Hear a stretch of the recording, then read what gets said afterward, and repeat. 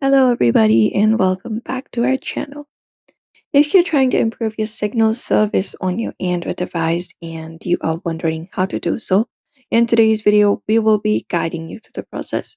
So, without any delay, let's just dive right into the video.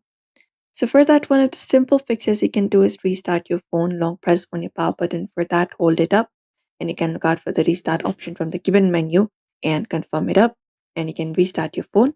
Sometimes doing so will automatically force your phone to go ahead and improve the signal service on your Android device.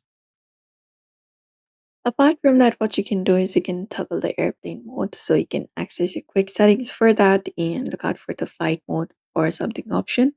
After that, once you find it up, you can just go over and turn on this option and wait for a certain minute and again turn it off. That should refresh your phone and reconnect to the cellular network if you're using any. And also you can try updating your software and career settings. Go to your phone settings for that. And once you access the settings, you can scroll to the given options and find the option for software update and tap on it. There you may just go ahead and look out for the update available. If there is any updates, you can just go ahead and update your device to the latest version software. Also reset your network settings. You can go over to settings for that once again. And from there, go over the search at the top. From there, you can just go over and search for reset network settings. And once you find it up, you can just go over and reset your network settings. And that should fix the issue that is happening.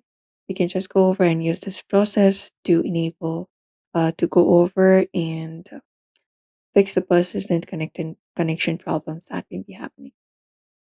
Also try taking out your SIM card and reinsert it. If it's old or damaged, consider getting a new one from your carrier and improve your signal service on your Android device.